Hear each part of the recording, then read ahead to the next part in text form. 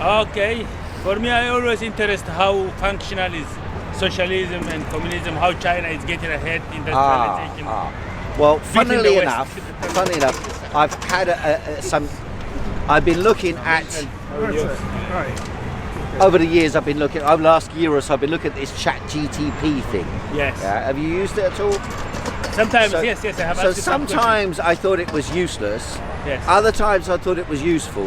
What time and was useless? More recently, I found it was competent in doing various tasks for me. But then this week I started looking at rewriting my PhD into a viable political and economic analysis of China based on Marxism. And so I started thinking how I'd do this, and I thought, okay, I can try ChatGTP to see how it deals with the arguments I put forward. I did feed my PhD into it, and then funnily enough, at first it couldn't cope and it didn't respond with anything, but I assume it did assimilate the basic arguments in there. And then I put forward, I said, on the basis, I'll just explain what this means, but on the basis of a particular thinker who I argued was the most valid for understanding Chinese political economy, and his name is Tubebuddy. And Tubebuddy was a Marxist economist in the 1920s in the Soviet Union, who said that just as capitalism, when it came into existence, plundered resources from pre-capitalist formations, it used slavery, it used colonial plunder, it used an unequal exchange between the countryside and the cities. So for example, 100 hours of labour of a peasant would be exchanged for products of 1 hour of labour from the city. And in this way you get a transfer from the countryside to the city, which can be used for industrialisation. So this has been a core argument or a core theoretical inspiration for the whole discussion about economic development in less developed countries throughout the 20th century. So his theory, however, was that under a socialist economy, you should not nationalise everything. You should have key sectors of the economy in public ownership, in particular including the banks, and then you should accumulate from pre-socialist economic formations. In other words, you allow small-scale business, even medium or even large-scale business, and foreign enterprises to engage in investment and economic profit-seeking activity within the parameters of an economy that is predominantly planned, and predominantly or decisive levers are in public ownership. And in that way, for example, if someone runs a coffee shop over here or someone runs a fun fair over there, the money from allowing them to run a fun fair is transferred towards the public sector, or the money from running a cafe, when it goes into the bank at night time, gets transferred to building a school, or to building a hospital, or to building a railroad, or to building an airport. And in this way, the public sector siphons off resources from the private sector and exploits the private sector for economic development. So I ran this theoretical framework proposed by Tubebuddy in the 1920s, and it's known as, well, there's two phrases for it, but I prefer the second. But the original phrase that people know is primitive socialist accumulation. But I prefer the actual phrase, which is ursprünglich, which comes from Marx, and it means original socialist accumulation. So how do you accumulate in a country that is not economically developed? Because Marx envisaged communism happening in Germany, France and England, possibly America, because the level of productivity of labour was the highest in the world. So the technological level was up here, and per capita production was very high, and therefore when you take over the means of producing wealth, the industries, the land, the enterprises, the banks and so on, you will have the highest level of technology able to utilise those resources to develop the economy. But if you're taking over a relatively backward economy, the level of productivity of labour is down here, and in comparison the advanced countries are much more developed, then it means that their products are going to be much cheaper than your products. And therefore on a world market that is open, you can't compete. So how do you get the resources to compete against the rest of the world. And that's the question everyone's asked. How could the Soviet Union catch up with America and overtake? And then since 1978, how could China catch up with the Western world and overtake? And to be fair, if you weighed up the scales, the Soviet Union and China, you would have to conclude that in the last 30 years, China has proven that its model of economic balance between public and private sector is far superior to that which happened in the Soviet Union, where nearly everything was nationalised. Yes? You were saying, how do you get the resources? From the beginning of time with mankind, there's always people that try to hinder other people in trade from getting resources anyway. Because if you think of the earth is where the wealth comes from. But yet still, a dirty game is always played by leaders and politicians and other heads of state and whatever you want to say to stop this. That's why we have so many wars, because people always want what they want in abundance more than other people, like working class people always look down on, isn't it? Yeah. So it's something that will continue until one day somebody gets obliterated, maybe. Well, I mean, there's elements of truth in that. There's a lot of truth in that. At the same time, there are ways of organising production that differentiate in the way they operate from others. So, for example, the Soviet Union was clearly different in the way it economically operated from Western capitalism. And there was a huge clash and a division of the world based on this. Ancient China is clearly different from modern China. Ancient China was clearly different from modern Western world. Different interests. India in the 19th century was totally different to Europe in the 19th century. And particular types of production. Why was England able to conquer India? Because it went there with a higher productivity of labour in the factories in England. They could produce clothing, they could produce manufactured goods of a different character, a larger quantity of choices. It's found niches. And also that were able to be swapped for Indian produces at a level that allowed them to extract resources from India and transfer them to England. So let's say you made, let's imagine this is glass beads manufactured at a factory in Britain, and it took 1 hour to make. You could go to India and say, we want your saffron, we want your tea, which they imported from China to grow, we want your opium in exchange for these beads. And the Indians had never seen these beads. And a section of the merchant class knew they could sell their saffron or their tea, the surplus of those, and also part of the necessity of them, in exchange for these beads, which they could sell in India to make money. The Indians as a totality would lose, but the merchant class, acting as an intermediary between the British and the Indians, could make money out of it. That reminds me of the story when they said about bringing the Bible to Africa, and they Yes, said close yes, your yes, eyes, yes. and then what happened? Everyone knows. It's the same sort of story. It is of course the same in Africa, you know, and that was the history of what they called underdevelopment or the imperial conquest. And in the case of India, they went to the Maharajas in India and they conquered India on behalf of the private companies of Britain. The East India Company in particular owned most of India, and then they transferred that property to the British state. And the British state operated as a sort of core administration, and around the Indian Maharajas acted as agents of the British to control the imperial exploitation of India. Their planning skills and knowledge. That's what they Yes, but the Indians and the Chinese at that time, 1820s, they were far ahead of the West. But because the productivity of labour was lower, the machinery and technology that we had was able to destroy those economies.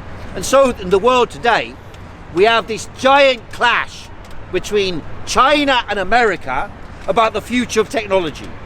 And so the question then comes, because in the economics arguments, in the universities, London School of Economics, in the Nobel Prize winning discussions about economics, in the mainstream journals of economics, the Journal of International Economics or the Financial Times or the Economist magazine, or the thinkers in economics, dominating worldwide political and economic discussions are engaged in a debate about whether a socialist economy, this was the historical discussion, can socialism as an economic system defeat capitalism as an economic system?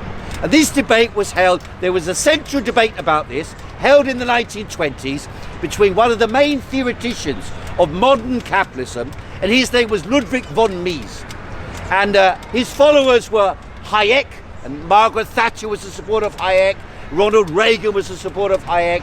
Modern neoliberalism was founded on the ideas of Hayek. And their idea was this: although socialism has enormous attractive force for the world's population, only money and prices can govern the exchange of goods around the world. If you don't have prices governing the decision about whether to buy something or not, and you have someone planning whether you should have this bottle or not, then chaos, bureaucracy and disruption will occur, and eventually the economy will seize up.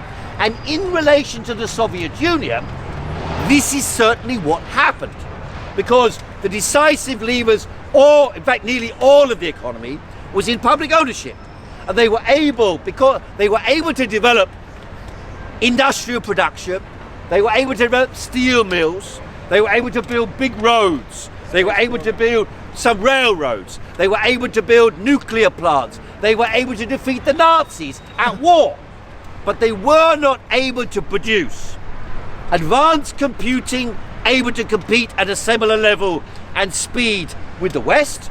They were not able to produce consumer goods at a sophisticated enough level such that there was a complexity of demand like we see here. I know there are two Maoists here wearing Mao coats, but otherwise everyone's wearing something slightly different, or it appears they're wearing something slightly. And that was the distinction between Western capitalism, West Berlin and East Berlin, West Germany and East Germany, Hong Kong, Singapore, Malaysia, South Korea and Taiwan and China, North Korea, Vietnam and so on. That was the distinction until the 1990s and the early 2000s and now. Now if you go to China, there is more choice on sale in China, in electronics, in mobile phones, in robotics, in computing, than there is available in the West. And ultimately it's in those spheres, and the question then comes now, artificial intelligence. Are you able to supplant, this is the question I was asking about, that key question in economics, are you able to supplant the pricing mechanism that takes place spontaneously in market economies? In other words, buying and selling decides the price. Loads of people want to buy my bottle of water, I can charge more for it. Nobody wants to buy my bottle of water, I can't charge anything for it.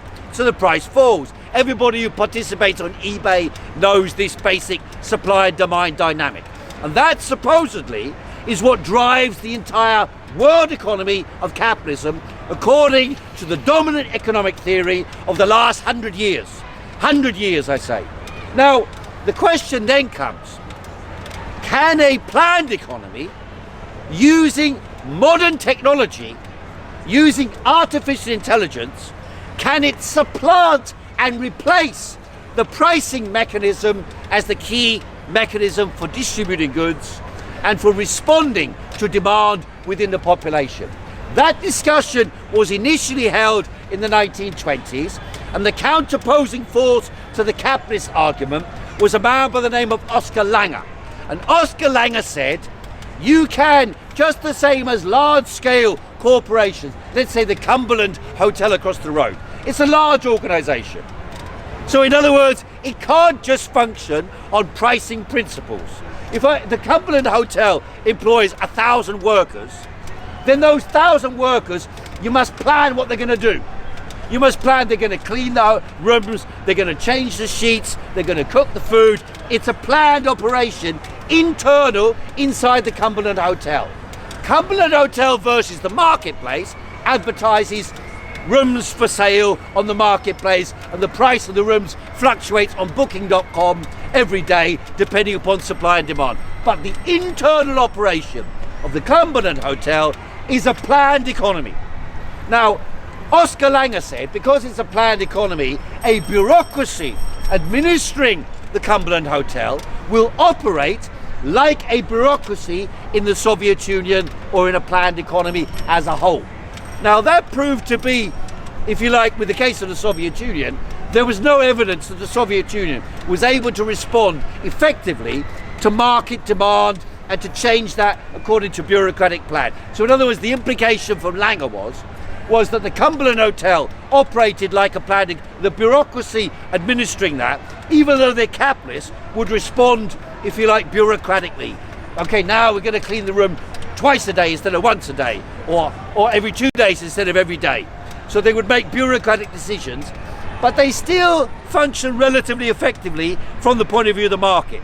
But if you've got a state-owned hotel in Moscow, for example, the bureaucracy was not as responsive to the demands, the changing demands and changing needs. And so the evidence from the Soviet Union contradicted what Oscar Langer had said in the 1920s. But now you can ask yourself this: will the Chinese in their society, or are the Chinese in their society, more able to respond because they have inputs and output information from artificial intelligence that is as effective or more effective than the private sector operations in the Cumberland Hotel or in, let's say, Ford Enterprise or Elon Musk's enterprises or the military or food production or food consumption or, well, the Postal Service, actually, funnily enough, the Postal Service historically,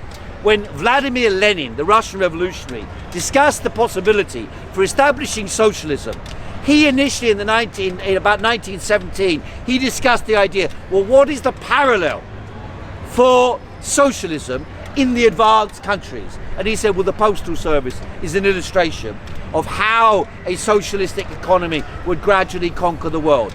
But with artificial intelligence, I suggest to you, and my research on ChatGPT confirmed this, so ChatGPT agrees with me that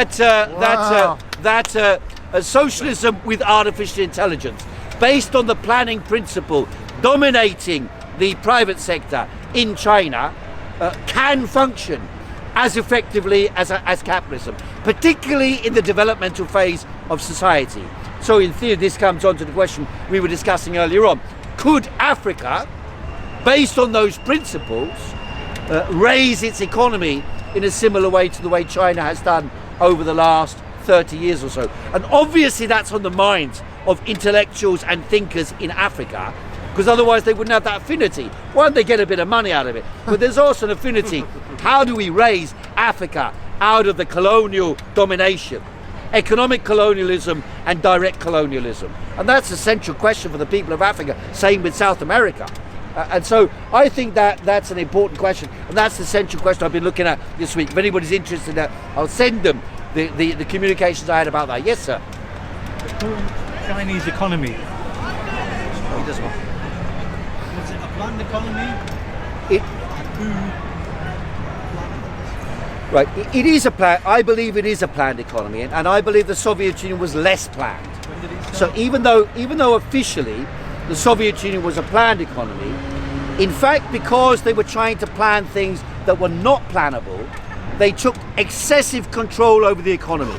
The consequence of that is you get distortions. Let's say I want to build a road from here to Scotland, and I say we're going to build this road directly, and I don't take account of the needs of the people between here and Scotland, and I knock down every building between here and Scotland that stands in the way.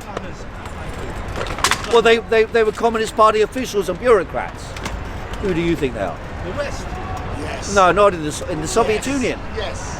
How did the West plan the Soviet Union? 1984 miners strike. When all the mines closed down, where did they go to? China. When all the steel mills closed down, where did they go to? China. Car manufacturing, where did it go to? China. Can you see where I'm going with this? I can see where you're going. see- All right, but right, all right. Yes. In order for them to build the economy, they needed resources. So who suffered as a result of them building the house? Right. Suffered is one question. Does that mean that the West planned and operated according to plan? No, it doesn't mean that. Well, Margaret Thatcher, first, the coal mines didn't transfer to China. The coal mines transferred to South Africa and Poland. At that time, it was Poland and South Africa. China wasn't exporting significant amounts of coal at that time. From Australia, from Poland, Right. from Germany. Thank you. But that was the internal planning. But that was internal planning by Margaret Thatcher, which happened over 10 years to break the miners. Do you believe That was. Margaret Thatcher is the person who's in charge of the system? Who is she working for? Well, she was working. She was working. What? No, that's not true. I mean, I know there are a lot of people who think this argument, the globalist.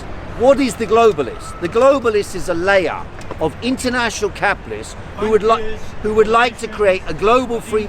Who would like to create a global. Well, let me finish. Let me finish what I'm saying. Who would like to create a global free market which they can control and determine the direction of, with a maximum opening of marketplaces across the entire planet. That's the theory of, if you like, globalization. And there's nothing new about it. That's been around since Adam Smith's time. He advocated free movement of labor, free movement of capital. Right back in the 18th century, he was advocating that. That is globalism, if you like. Imperial domination. British imperialism is globalism. But British imperialism was globalism with a particular tint. And that tint was, we will not allow the other imperialists, the French, the Germans and others, to participate and control the marketplace that we dominate. In other words, it was globalism controlled by the Brits and opposing the Germans and opposing the Russians and opposing even the Americans. The consequence of that was globalism in its original form, in its free market global formation, collapsed really in the middle of the 19th century and began to disintegrate. Well, it completely disintegrated with the emergence of the First World War. The First World War was the destruction of the idea of global marketplaces in which everyone participates. Then came the Second World War. I mean, this is the thing. What do you mean planned? Well, it was an orchestrated event again. Orchestrated by who? The globalist powers. So, you're missing out. You're missing out. Britain was one of the dominant global powers. The dominant global power. So did Britain orchestrate it? So I think Britain were an instrument, and they were yes. And well, what you was talk the about. purpose? Well, What was the let me answer the purpose? question. Let me answer the question. Okay? You asked me some questions. So, Britain, as an entity, I think was utilised and as an instrument, but I don't think the people who are, or the powers or forces that actually were controlling Britain was Britain. Who were they? So, well, I don't know. This is every researcher that I've heard can only go so far, right? Some people have theories. There's all sorts of fingers pointing, and there's some really good, interesting ideas. What do we agree on? We agree that Britain was the number one power economically, right? Before the First World War. Okay, We agree on that. Do we agree on that? It was an entity, but yeah. Britain But came to power. They had large it was parts a of Africa, dominant they had force. India. It was a dominant force over a third of the world at that time. Exactly. So Right, yeah, exactly. it was The the biggest empire. biggest It was individual It was entity. the biggest empire in history. Yes. Just before the Second World War. Yes. So in that period, Britain was the number one dog in the global economic system of capitalism. But there were challengers, right? There were people who were saying, we want part of that. Right? Yeah. Germany yeah. was saying that. Russia was saying that. Russia was saying that. Of course. France was saying that. Other countries, America And they was call saying it the that. Great Game. Yes, Right. that's what you're talking So about in this there. clash of interests, when in the period, I mean, I think it's fair to use the word globalism when you're saying about all the capitalist countries and all the capitalist enterprises, not all, but most of them, gaining a stronger foothold and expanding their global reach. That, for me, is a logical, terminological definition That's where you're of My globalism. question was about, was the First World War orchestrated. Right, I'm talking it wasn't, about that. It wasn't. I'm talking about that. It wasn't an organic thing. But if between competing if forces, in this that was a deliberate policy. If in this process of globalism, globalization, of the expansion of free markets to every corner of the world, there are clashes between one force which has a global influence and another force seeking a global influence at the expense of Britain, then Germany's war with Britain is perfectly understandable. Yeah, but that's- what yeah, you're it's saying superficial. is, or implying is, Yes. is that there's some overreaching force behind both Germany and Britain and Russia and the contending forces fighting in the First World War, Yes. who are orchestrating this battle, Yes. right? But then where's the globalism coming? Because its impact was to reverse globalism. No, it wasn't. It was to hide it. It was. It was to hide It the was to powers reverse first. globalism. Is China now It a wasn't. capitalist country? No, it's not. Of course not. It's not. That's what I was arguing. Of course it is. That's what I was arguing. I don't think it is. It's not. Everyone going to Amazon. Where are all the products made? That doesn't make it Of capitalist. course it is. They're more Doesn't make it capitalist capitalist. than you are. If you wear a jacket Actually, I would from a say capitalist capitalist. company, does that make say you it's capitalist? I wouldn't say it's capitalist. I You're a would very, say- very intelligent man, and I love listening to you. Thank you very much. But sometimes, I talk shit. no. Well, I do. I know I do. Good, I'm glad you know But you I'm do. not talking it now. It's all the time, not sometimes. We all talk shit, don't Oi, worry about I'll it. have that coat back, please. Yes.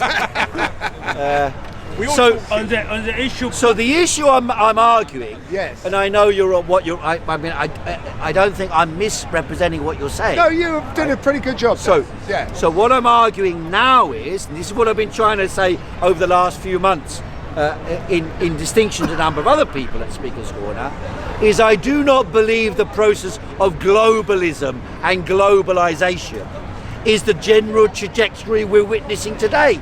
Nor do I believe that the WEF and the WHO and the United Nations are driving a globalist agenda today, even though they might like to be. They are not, because the trajectory, certainly since 2020, since the COVID crisis emerged, the trajectory is for the splintering and the division of the world. And that splintering and division of the world is manifested in the rise of Donald Trump, in the Brexit vote, in the COVID segregation, in the economic separation, in the rise of nationalism, and the splintering of the power of Europe, America, Russia, Ukraine, and Israel. All these conflicts are part of the general disintegration of the trajectory towards globalism and globalization. I think it's a superficial. I think they're two different things. Socially, we might be veering more towards nationalism, but economically, globalization is the way to go. The world I is still disagree. moving. I mean, I'll give you some anecdotal examples. In about 2019, if you went to the pound shop, there were masses of things for sale there. You could get everything, all the tools you wanted, you All could the buy pound there. as well. And it was about £1 to buy them, or even less. All the tools you wanted, loads of pens and all sorts of things. If you go to a pound shop now, It's £2. it's got less goods than my local Indian shop on the corner.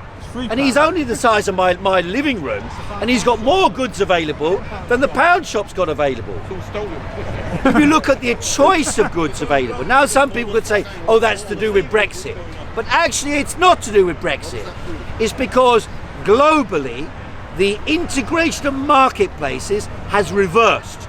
The consequence of that is that the splintering of politics is a consequence of the economic splintering of the world and division. Say, me first, my country first, my nation first. So now Donald Trump, in the next few weeks, will be imposing tariff restrictions against a huge range of countries. And a global trade war of sorts will develop. And that's the opposite of globalization. It's the exact opposite of globalization. So I think those of you who are reading globalism into the process taking place now are mistaken. It's exactly the opposite process taking place, and it has been taking place really since 2019. It does seem like a superficial reading of the situation, though. It's fair enough. It's fair enough. But so, do you know? I mean, it's like I've been reading some books about the Rockefellers recently, and I mean, they're again, like, I don't think they're the force, but they are a hugely controlling element in world affairs. I mean, I'd say that they were instrumental in Mao. We were trying to see In Mao's appointment. Mao's a dog. Yeah, absolutely. Yeah. Do the research. It's okay. No, I'd say. I'm just telling you what I'd say. Okay, they're instrumental in promoting a one world government agenda. They've done this through various mechanisms, and the splintering of the world into smaller nation states, where smaller and smaller, which is part of what they do. That's about alienating people from their governments, so that people are left powerless and angry, and open to the offer of a one world government to come in and sort everything out. The economy is being destroyed on principle. I mean, to lead Karl people. Marx back in 1864 led an organisation called the International. Their objective was to create a single worldwide government of the working class. This is another stab That at was it. one This is element. another stab at it. But the On those idea lines. that international capitalism is able to do such a thing has been confounded by everything that's happened in the last 150 years, in particular by the First and Second World War and all the wars since, and by the present trade war, or the trade war that's about to develop, is in direct contradiction to the idea of globalism. Where there is a globalist process is the technological development of society. And that means that, for example, artificial intelligence, the internet, that's the globalization process. That's a real, verifiable globalization process. The people in Calcutta and in Colombia and in Coventry all use the internet. So there's a globalization process that is a real, concrete reality that we can all accept has happened. But invert that and look at how the actual process happens. The societies in Colombia and in Coventry and in, where did I say, Calcutta, are no longer moving towards each other, but away from each other. And although there are dynamics in America, for example, whereby the big corporations, for example, Palantir, Elon Musk's General Enterprises, Twitter and Co., his AI enterprise, they're all moving in now to take over America, and they're giving command of America, of the American technological war against China and the rest of the world, by Donald Trump. But this is not in order to establish globalism, except in this, that if America defeats China, then they will try to impose their system on China. That's effective. But even then, the likelihood of that happening is not very high. Many years ago, don't forget this, Klaus Schwab proudly proclaimed at the World Economic Forum, the leaders of the world are all under my thumb. We picked the young global leaders, and includes Chancellor Merkel, includes Trudeau, includes Vladimir Putin. Absolutely. The idea, however, that Vladimir Putin is an agent of Klaus Schwab, I think defies belief. I think it really defies belief. I know there are people who think this sort of thing, but I think it defies belief. The exact opposite process has taken place. The Chinese, you will find them shaking hands with Klaus Schwab, shaking hands with Donald Trump, shaking hands with Keir Starmer, shaking hands with Trudeau. They'll say one thing, they'll smile one way, and they'll do something totally different that serves their own interests, to preserve their own power and their own power base and develop their own power. And therefore, all the talk of globalization. I tell you this, the next 5 years will be characterized by the splintering and destruction of all those things you think constitute globalization today. They will no longer be of significance in 5 years' time. The opposite process, similar to the run-up to the First World War or the run-up to the Second World War, those will be the predominant dynamics. Yes, deliberately. Communism or capitalism or Capitalism. It looks like capitalism battling it out. She knows. And the opposite side to that is, in various countries around the world, less developed countries in particular, but also in some advanced countries, but also in China, the idea of communism or socialism will begin to re-emerge as a powerful force. And it will Anyway, I've been speaking for a And it while, won't ladies and work. gentlemen. Heiko I've been Khoo, speaking for a while, ladies and Heiko gentlemen. Khoo. That's my speech for today. I'm inviting my friend from Berlin, who I've known for 15 years or so, and who has similar type of ideas. I know him from East Berlin. I invite him to get up and speak for a little bit. And then comes the Chinaman here, Mr. Alan from Beijing. So we got London, we got David from Berlin, and Yes, but Alan from Beijing. How does that work? You asked for absolutely blowing him.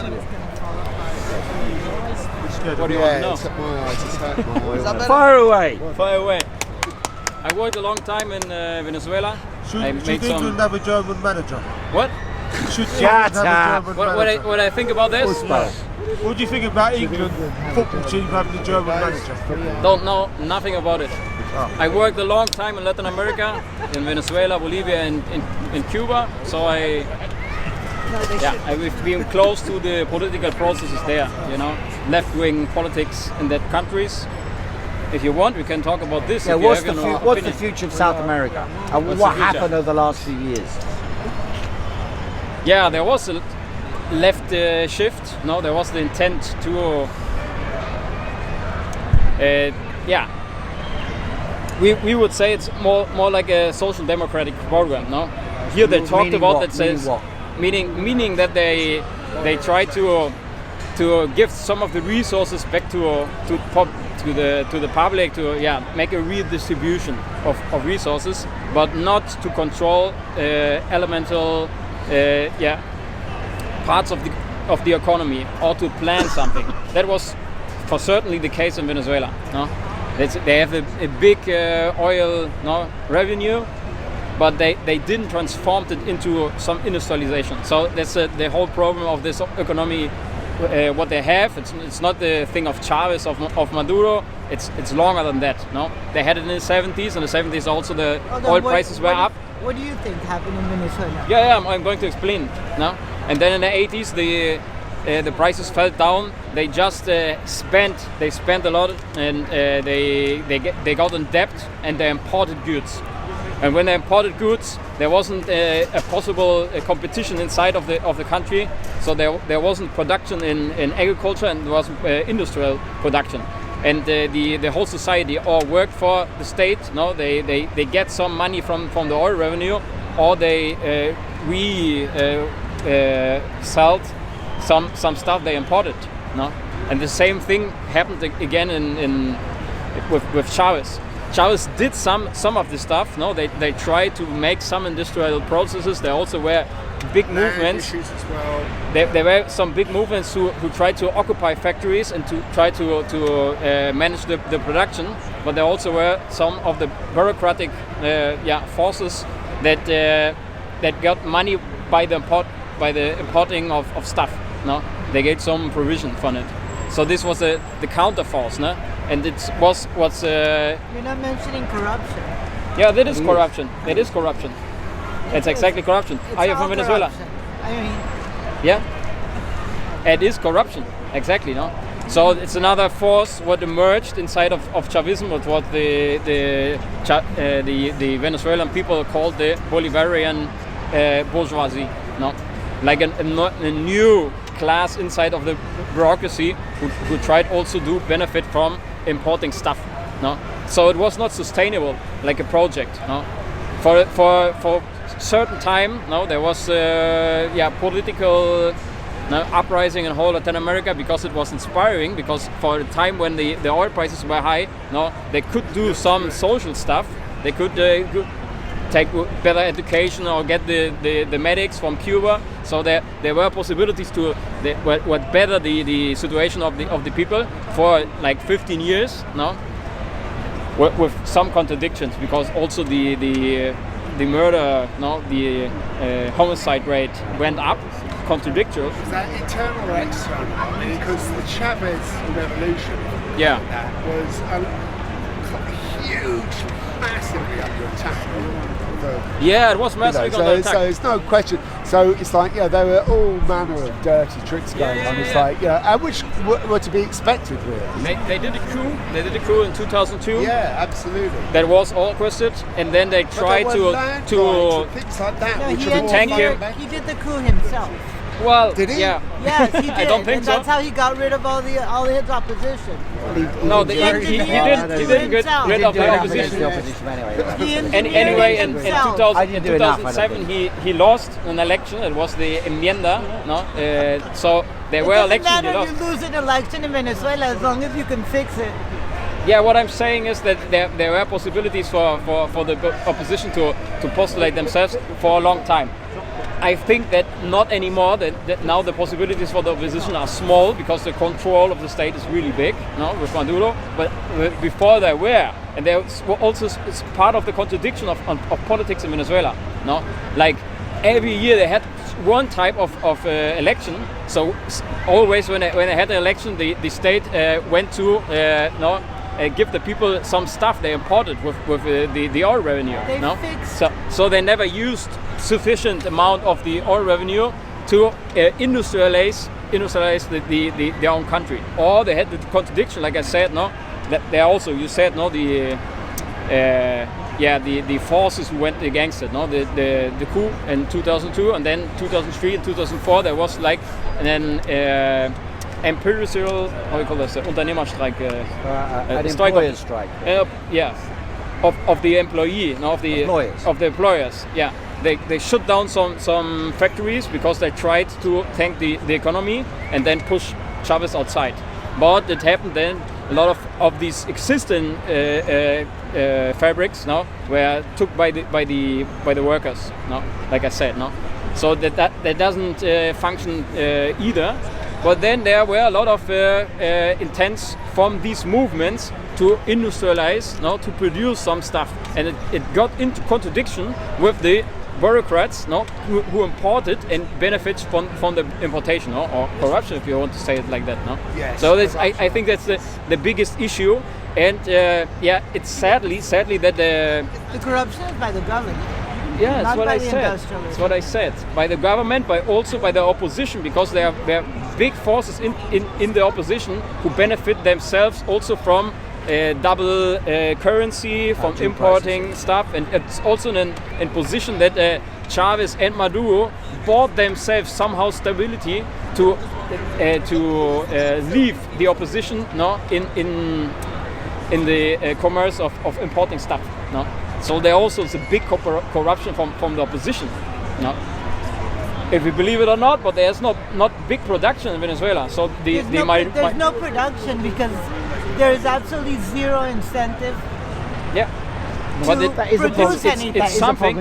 Oil states. No, it's in all oil states. They took the oil industry and they turned it into shit. Do you know how you call this in economics? In economics, you call this the illness of Holland. No, you call this communism and socialism, which doesn't work. You don't listening. You don't listening what I'm arguing. You don't listen what I'm arguing. Yeah. See, one thing is like, I think where Venezuela and Nigeria and all these other oil producing countries, so again, another book I just read recently is don't read too many books. No, you don't get all of this from book knowledge, you know, but there's some useful points. Talk to the Venezuelans and you'll find out. In Miami. Well, hear me out. This is one thing. So how many Venezuelans have left the country?